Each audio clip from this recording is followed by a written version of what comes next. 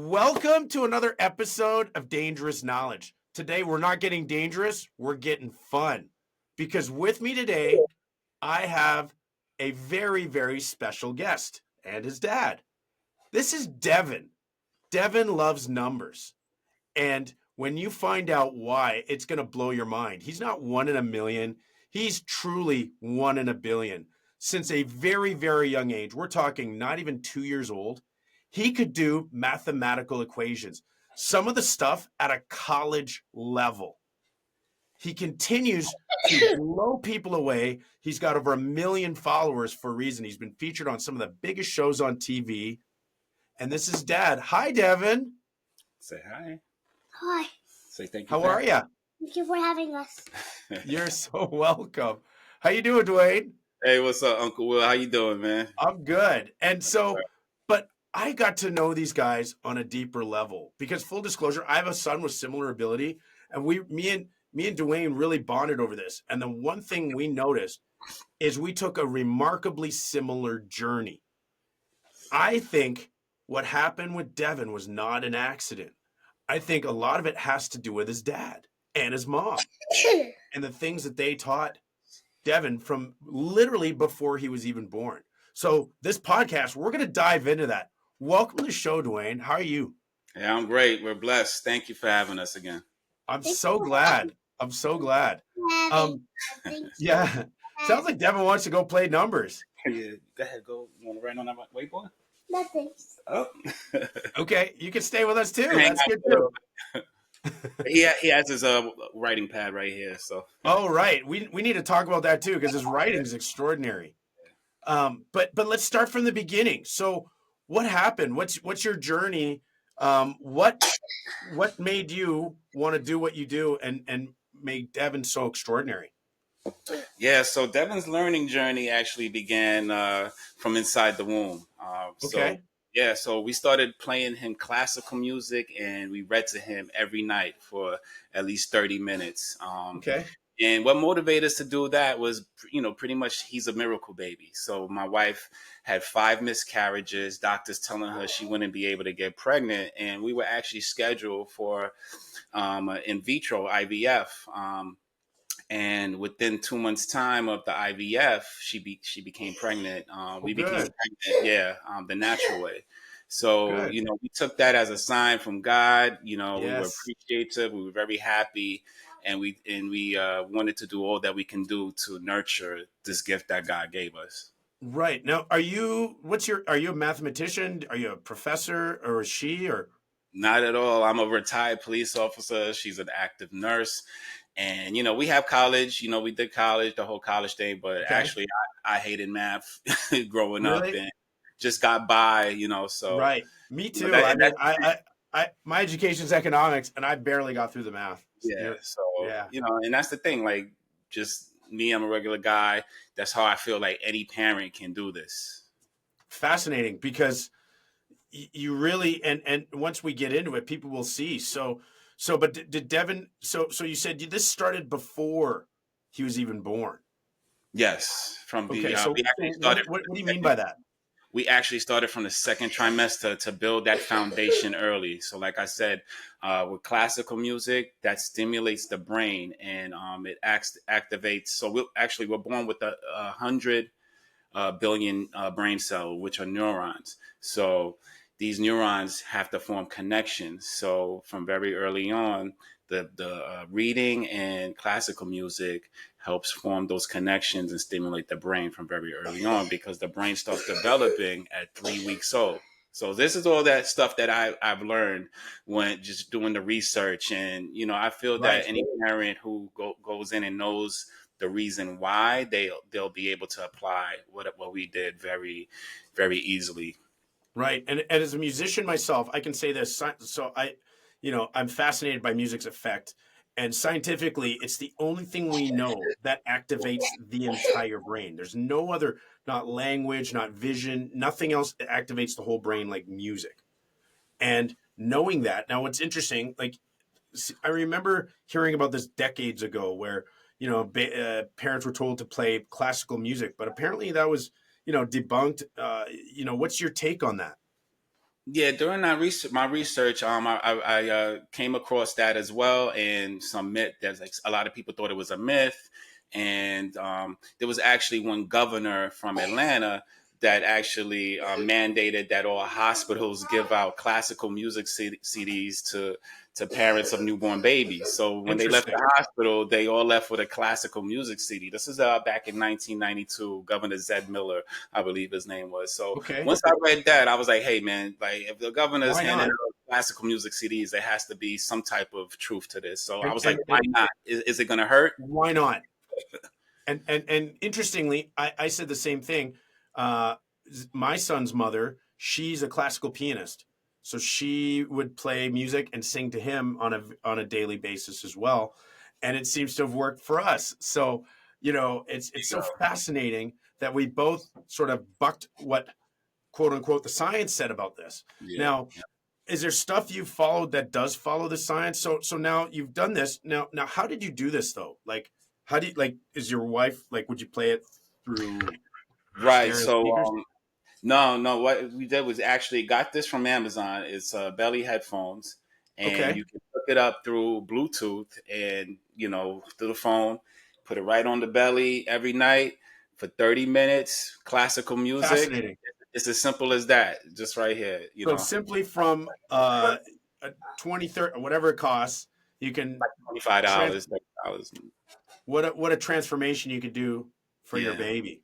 So yeah, we did that and read to him every night. It's like it's consistency and repetition. That's very key because babies they thrive off of that. So Right. So this is before he's born. So now let's go from say 0 to 3 months or 6 months. Are you teaching him math? Is he doing formulas at 6 months or no, not quite yet. We're still building that foundation. So okay? what we did, we actually so through our research, we found out that babies when they're first born, their visuals are very blurred, so they can't really see well. So, but what they can see is high contrast images, which are black, red, and white. So, what we did, we bought some flashcards, and you don't have to buy them. You can even print them out on your printer. You know what I'm saying? So, what we did, we brought these flashcards. There's a bunch of them, black, black and That's white. interesting. I've never heard this till you told me. I wasn't aware of any of this. Yeah, yeah. So what we did was we hung it around his crib and his changing table, and we also would take 5 minutes out the day to kind of play with him and move this around, and you would just see his eyes, just following it, and this helps stimulate the brain as well, cognitive and In a visual, coordinated way. in a coordinated way. Yep. So that's what we did, and we even have some numbers here, so we would like do the same, and we would say 8, and everything like that. And also during diaper changes, we would count to him all the time. We would count his. We made sure every diaper And change. this is at like how old? This was at 0, So like straight out. way before it's even supposedly registering, but it's an interesting thing that you started it so early because normally the experts say you don't need to start this till a year or two. Right. No, babies, they're taking in everything. They're like sponges, and that's not a myth, And their brain is like a data bank. So we people thought we were crazy, talking to a baby and counting and numbers and everything. But we would count his toes during diaper changes and fingers, and we would just count steps walking up and down it. And and it's funny because I think Numbers, everything. and he was like 6 months old or 7 months old, and he was actually when we started walking down the steps, he was humming the numbers. He couldn't talk it, but he was humming it. So he anticipated it because we did it so much, so he kind of just So, knew it. so this is another key fascinating insight. Teach before it appears that they understand Exactly. That's very very good way to put it. because they are understanding. They're They just are. not showing it yet. They don't know how to express it yet, so they're just taking it all. Right. Yeah. Right. Okay. So So now this is so, now I so wanted this is to. before he exhibits any sort of special skills, but you said he's starting to hum. So when did you first say to yourself, "Okay, we have a 1 in a million here"? When did that happen? There was a bunch of times, but the first time when we really realized his love for numbers was at 4 months old, when we started exposing him to YouTube videos of learning shows. So that consisted of And this is numbers. And at how old? this is 4 months old. So we were Because the actually again, you're doing something against what the experts recommend, which is, I remember with my son, they said no screens for a year and a half. right. Yeah, you hear that all the time, but we were strategic with it. It was nothing but Strategic. Yes, it was nothing but educational shows. We wasn't throwing in Coco Melon and Mickey Mouse anything like that. It was Right. straight. It was numbers, letters, colors, shapes. So when we realized his love for numbers is when we would change the channel from the number shows. He would start to cry, and when we changed it back, he would stop crying. So it was like, okay, this is what soothes him. This is what he wants. He loves. So that was the first time. But another time was his first word was 7. Most kids, their first word is mama or dada. His first word was actually 7. Oh my Lord. So one thing, our eyes, my jaw dropped. I was like, wow, that's insane. So That's fascinating. to this day, his Fascinating. favorite number is 7. That's incredible. And how old was he when he said that? He was about, I want to say 10 months. He was like right before a year. Right before a year. Right. Okay. Maybe So, 1 month. okay, but I've seen, and if you see these clips of Devan, when did you really see extraordinary? When you were like, whoa. Um, well, when he was able to write at like 13, 14 months. He was able to write? He was able to write numbers at Because 13, even 14. now we see he has extraordinary handwriting. Like, I don't know Yeah, if anyone watches your clips. Like, he writes at a high school level of neatness yeah. or better. A lot of people think he was just born that way. Oh wow, he knows how to write. That's a gift. But of course, he's a gift. But we had to nurture that gift. So what we did from he was like from 1 year old. He was starting to write on the walls in the house. So we had brought him a writing tablet, and we would I would take his hand and hold. Oh, here's the writing tablet right here. So this writing tablet, we would take his hand and write 1, 2, 3, 4, all the way to 100. So from 1 to 100, we would take his hand At how old? at starting from 1 year, 12 months. I mean, So just every day, the patience for a 1-year-old to be able to write to 100. yeah, and I would hold his hand while doing it, but Sure. at first, but we would do it every day. And like I said before, consistency and repetition. And he would. It was a good bonding moment with us. He would sit on my lap, and and he loved it. He looked at it as a game, and it's all about making it fun. So I would celebrate if he did it by himself. I'd be like, wow, and clap, and Right. so just to build up that confidence early in him, and he would love seeing me happy, so he would want to like make sure to do it again. And so that's how it all started with that. And in like 2 months he was like writing 1 by himself, writing 2 by himself. And then at like 15, 16 months he was doing like 1 plus 1 by himself equals 2. So he knew like simple equations like that. At 15 months. I mean, that's, it's interesting with my son. He actually had low ability, below average at first. And Oh, we okay. were really, really worried, of course. And then I read this extraordinary book, and you're not going to believe this. It said, this happens, and it's common for parents. This is why it's so weird, that are musicians and the grandparents are accountants, which was literally exactly what we were. It was so. Yeah. And then once he started speaking, he was voracious. And with my son, he can name he loved shapes, and he loved the amount of sides. And so he knew up to like 15, 16 sided shapes, what they were called, at a year and a half, maybe. Yeah, it was the same thing. And that's when we were like, whoa, this is not Yep. normal, Okay. you Yep. know. Yeah, I But definitely feel it's like the rhythmic patterns in music that really gets those yes, there's a neurons math. So fired. music is math, right? Exactly. Anyone, have you ever studied music yourself? Never. No, never. So I'd love to teach you, man. That's something. And once you understand the way beats are structured, it's very mathematical, right? Yeah. Yep. As a DJ, you learn about, the first thing you learn is BPM, which is the amount of beats per minute, right? But Mm, when you become a producer and actually make music, you need to understand there's different beat structures. So most, say house music, is at 4/4 times, so 4 beats to every measure, and that Mm, can be further divided, right? And so your brain is processing this exactly. audially, right? Yes. And it's activating all parts of your brain at the same time. So when you've got something as complex as classical music, I am highly suspicious there's far more going on. And what the scientists miss is these subtle but powerful ways that this is impacting. And I think Hmm. both of us had this hunch, and I think other parents do. And I hope by watching this podcast, there's scientists that will re-examine this, because I'm a very pro science guy. But like you, I'm not afraid to buck the trend once I have a deeper understanding of something. And I Yeah. think you've done that in such a powerful way. And then in very simple ways. Like you said, a very, very good point, which is you gamified it. You made all of this fun, right? It's Yes. not, oh, hey, we got to do numbers again. It's Not at all.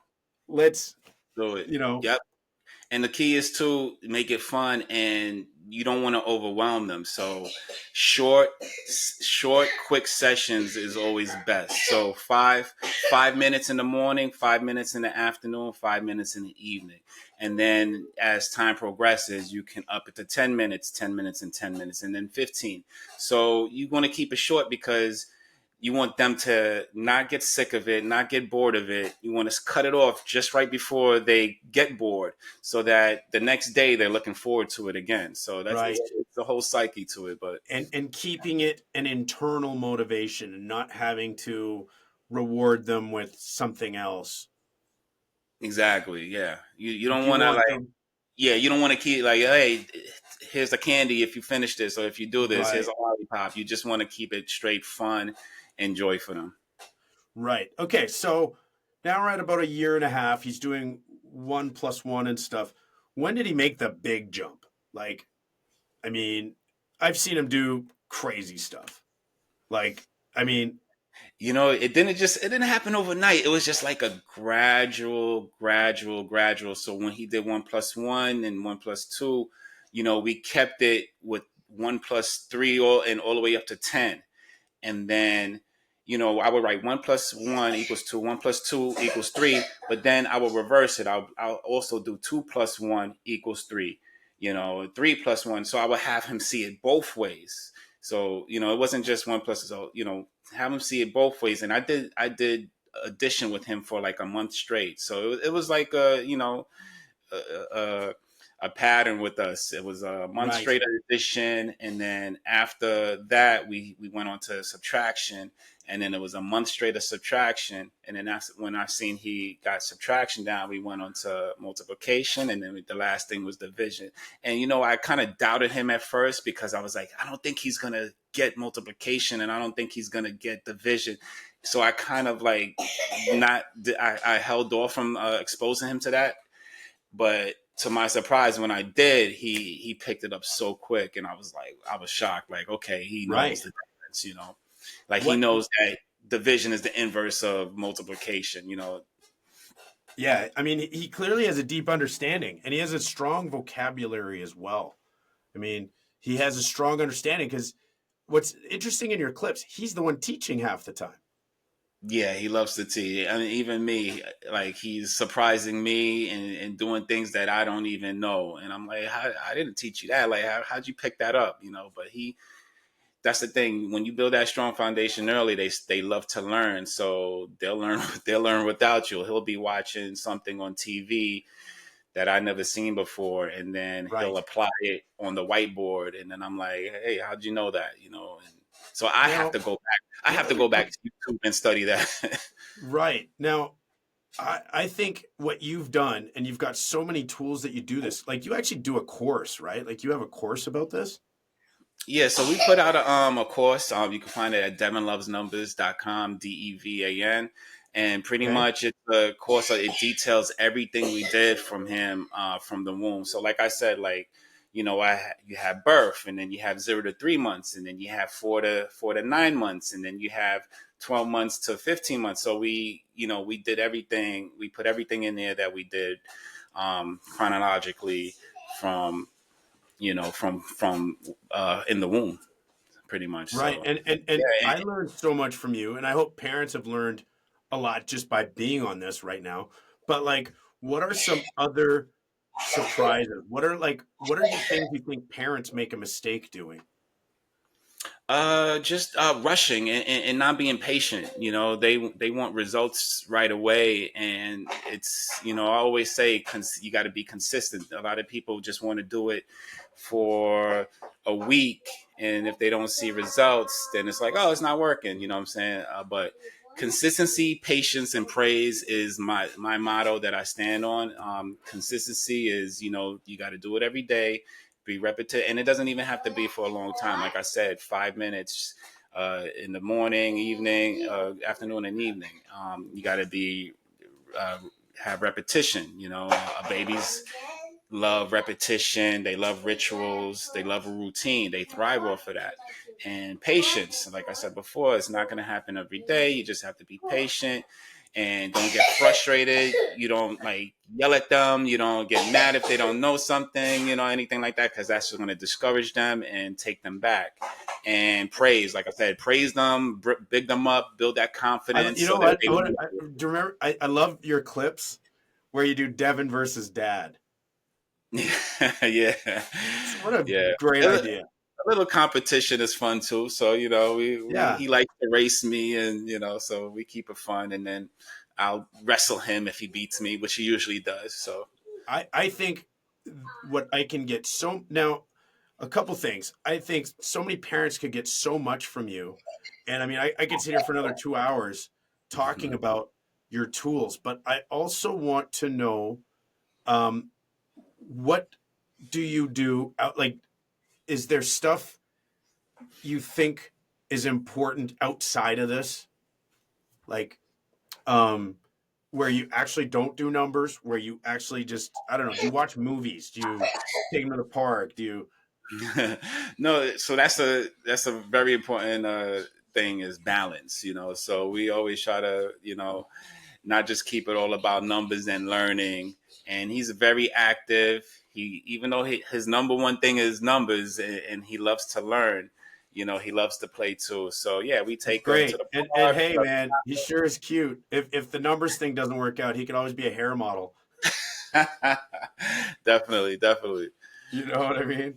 Yeah, Um, man, so you know, I got so many more questions. Like, what is probably now we talked about one of the key ones, which I totally resonate with you about teaching stuff sort of ahead of the curve. What's up, Devin? Say hey, Uncle Will. Hi, Uncle Will. How are ya? I'm You good. gonna show us some more math? You got a little cough on you.